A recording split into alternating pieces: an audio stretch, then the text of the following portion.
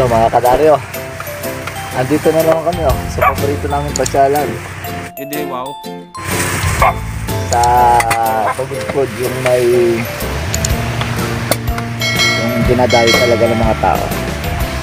Siyempre, mainit ang panahon kaya kailangan namin halo.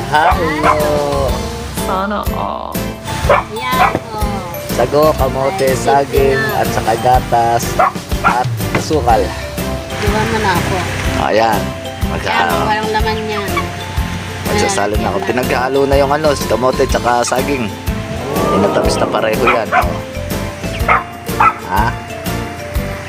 Pang ano lang to, pang ready to, sa pambahay lang, pambahay. Sarap pang halo-halo habang andito na para ka nagpipiknit. Nakatao-tao sa bukal. Ayun po yung bukal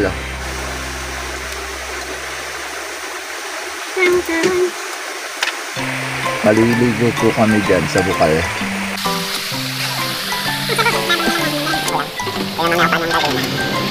At siyempre, hahaluan din namin ng mangga na hinog.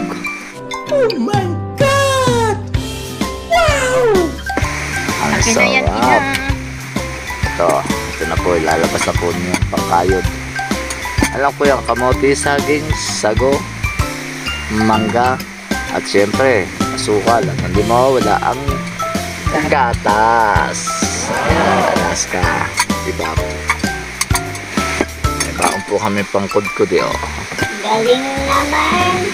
Pang ano lang po ito, pang bahay. Dito namin. At siyempre, bumili kami ng yelo, maraming yelo. Ayan. Dapat yun.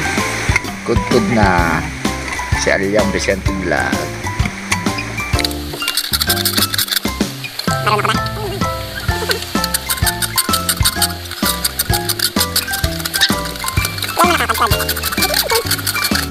Ayan mga kadaryo, tama na raw yung kay nanay ko.